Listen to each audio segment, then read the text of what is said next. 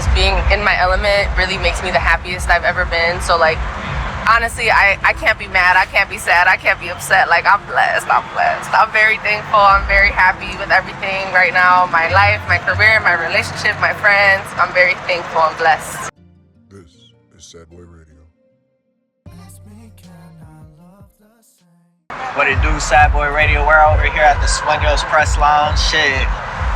We got a very, very, very special guest out here.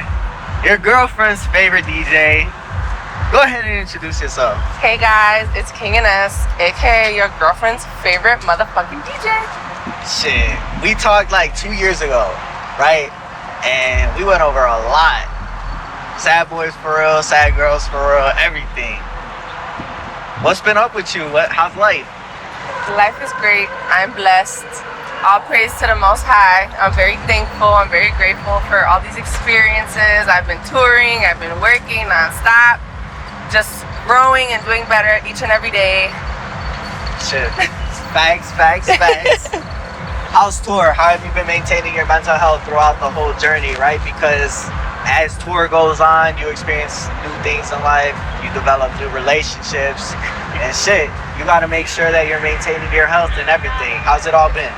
So honestly, everything's been really great. I feel like I do a good job of like balancing my personal life and touring, and touring is really like what I love to do, and like performing and just being in my element really makes me the happiest I've ever been. So like, honestly, I can't be mad, I can't be sad, I can't be upset. Like, I'm blessed. I'm very thankful. I'm very happy with everything right now. My life, my career, my relationship, my friends. I'm very thankful and blessed. So with artists, a lot of the times, right, you've been able to maintain a successful relationship.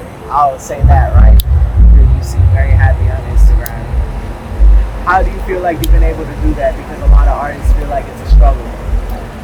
I also feel like don't really like comparing things to what you see on Instagram, you know, because you can see stuff on Instagram that really doesn't translate into real life. So like, I don't really like using Instagram as like an outlet to show like how happy I am, or like gauge like, you know, how I feel during life, because you know, everybody goes through shit and there's ups and downs. Like sometimes I'm exhausted and I'm drained and I'm beat and I haven't slept, I haven't ate, you know, like I feel like shit.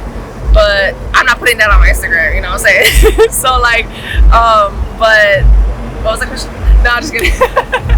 But you're saying like in real life though? In real life, like how have you maintained that relationship? Because a lot of the times we forget that, you know, we're busy being fucking public figures that we gotta maintain this over here. I think it's just super important to just remember to do things that make you happy, and like take time to do little things. Like even me, like chilling in bed with my boyfriend, watching Netflix, watching my favorite movie or my favorite show, and ordering takeout. Like those are little moments that I really value and like keep me grounded when shit gets crazy, when I'm partying every night and DJing fucking 5-6 nights a week and I'm catching flights every other day. So like stuff like that gets really chaotic. So I feel like those little moments where I'm just like, you know, chilling at the crib or like hanging out with my friends, doing some chill low-key shit, like that's the type of stuff that like makes me feel like everything's all together and like feel really grounded.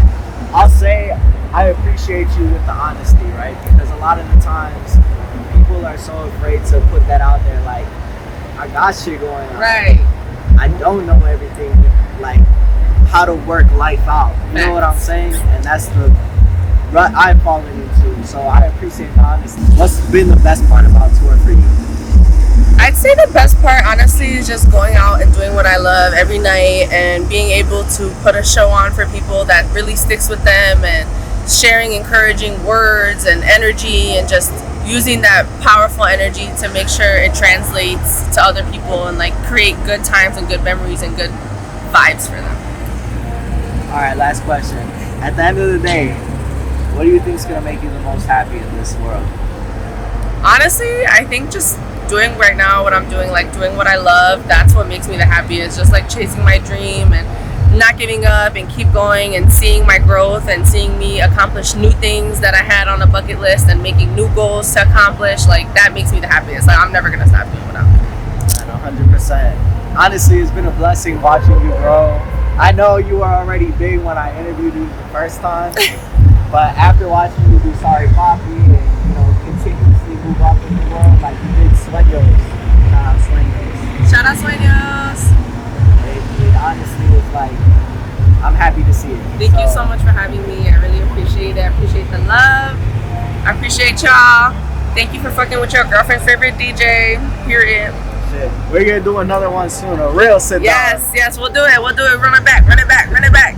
Sad Boys for real. Peace out. What's going on, everybody? We're back here at Sad Boy Radio, Sueños edition. We got a very special guest today. Man, you've been doing your shit.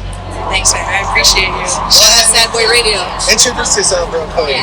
My name is Miriam, but I'm also known as DJ Miriam. I am an official DJ for Sueños, Sorry Papi. How's the tour? Go ahead, talk to us about the Sorry Papi tour. You know, it's something that is different.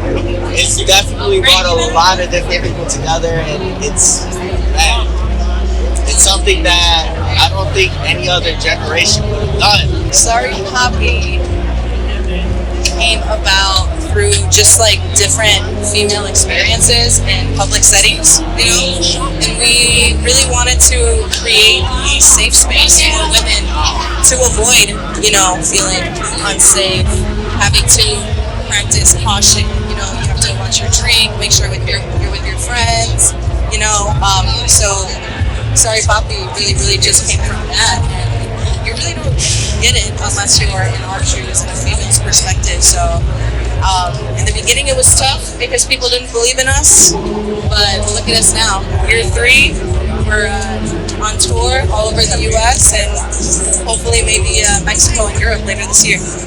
What do you feel like made it so important for you to be a part of it? I know you've been with B5 for a minute, but actually embodying what Sorry Papi means, what made it so important?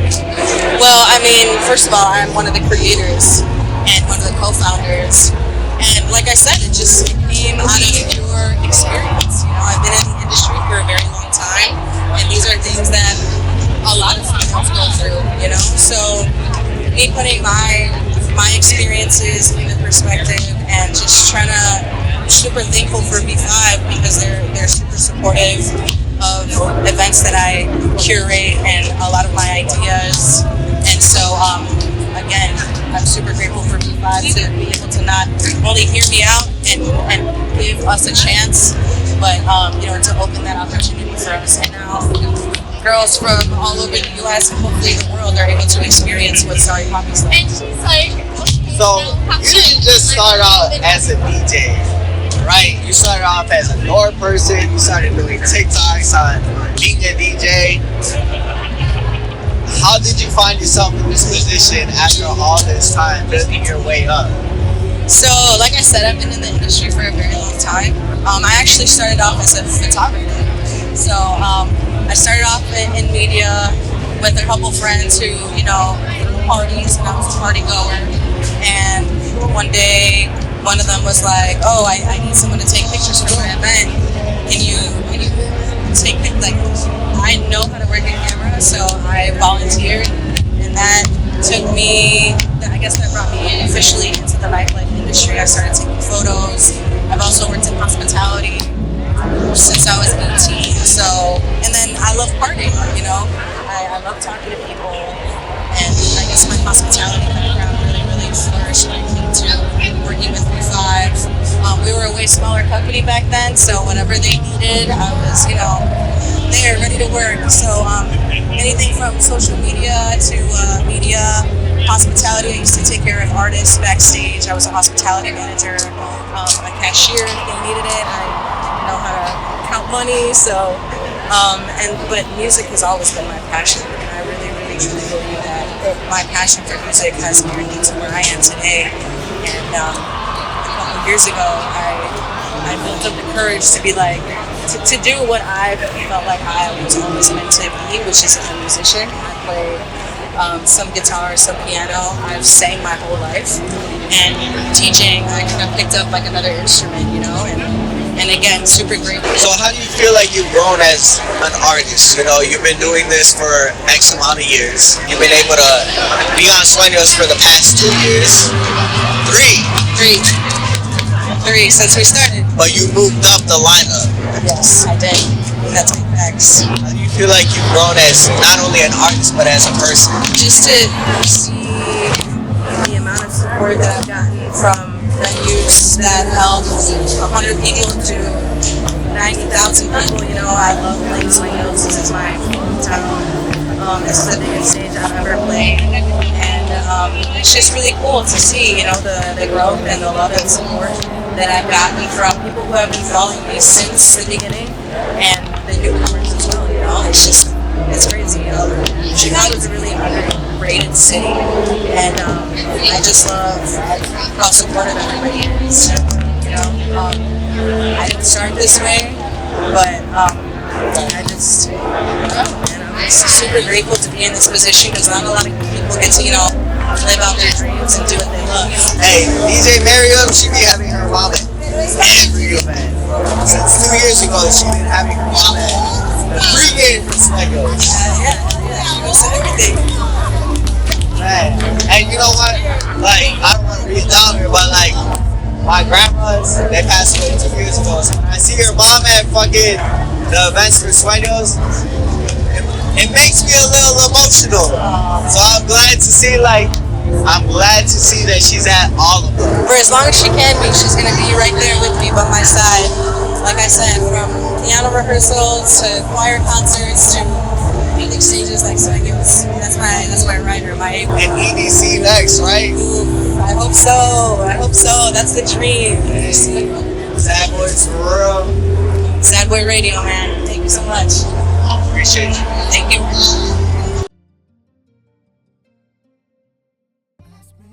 This is Sad Boy Radio.